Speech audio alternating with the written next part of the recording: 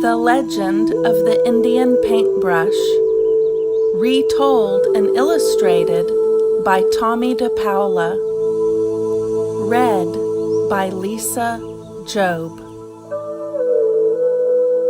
Many years ago, when the people traveled the plains and lived in a circle of teepees, there was a boy who was smaller than the rest of the children in the tribe.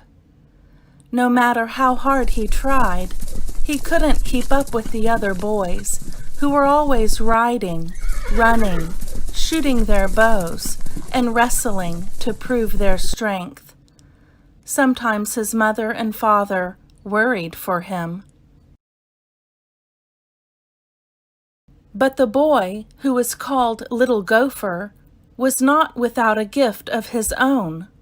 From an early age, he made toy warriors from scraps of leather and pieces of wood, and he loved to decorate smooth stones with the red juices from berries he found in the hills.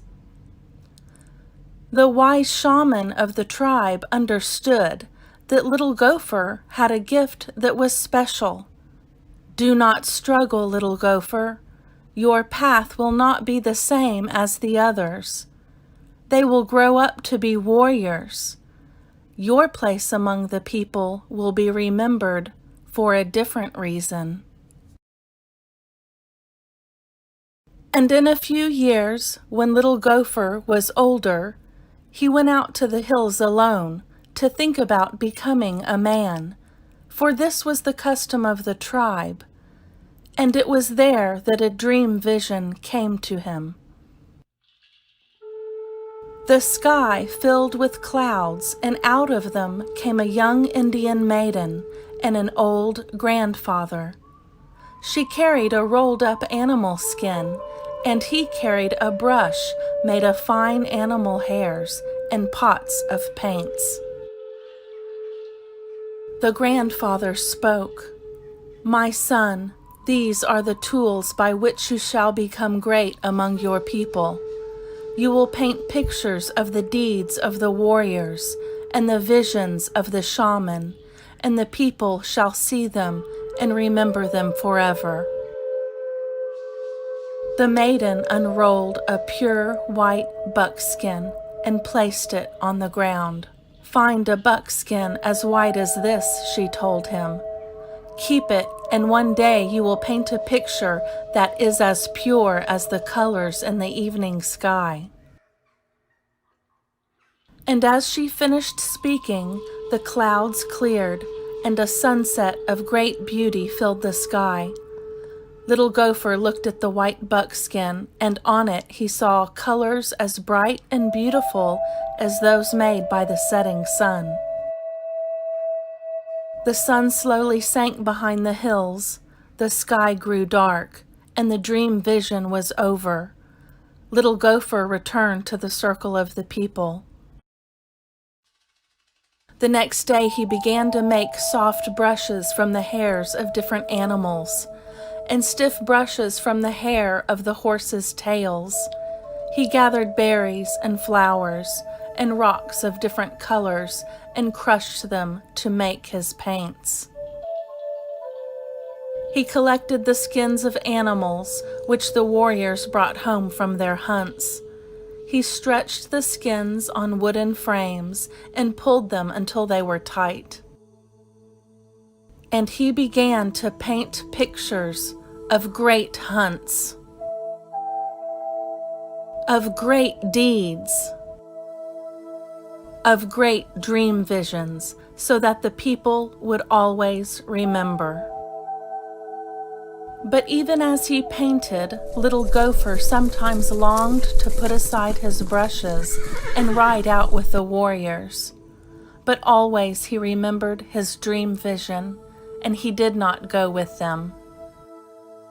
Many months ago, he had found his pure white buckskin, but it remained empty, because he could not find the colors of the sunset.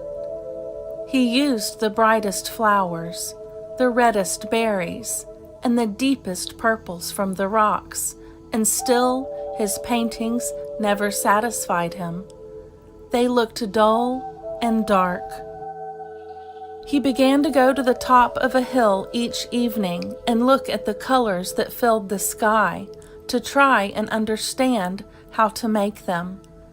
He longed to share the beauty of his dream vision with the people.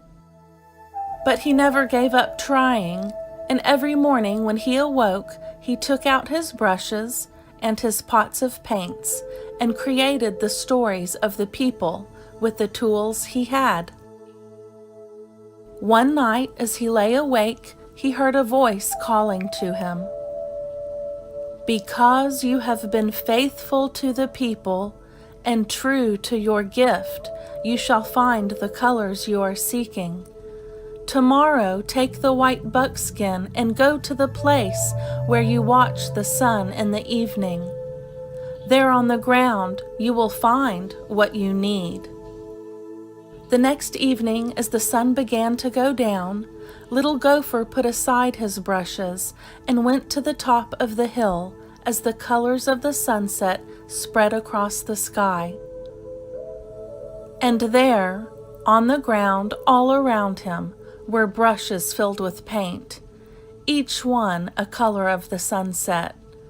Little Gopher began to paint quickly and surely, using one brush, then another. As the colors in the sky began to fade, Little Gopher gazed at the white buckskin, and he was happy. He had found the colors of the sunset. He carried his painting down to the circle of the people, leaving the brushes on the hillside. And the next day, when the people awoke, the hill was ablaze with color, for the brushes had taken root in the earth and multiplied into plants of brilliant reds, oranges, and yellows. And every spring from that time, the hills and meadows burst into bloom. And every spring, the people danced and sang the praises of Little Gopher, who had painted for the people.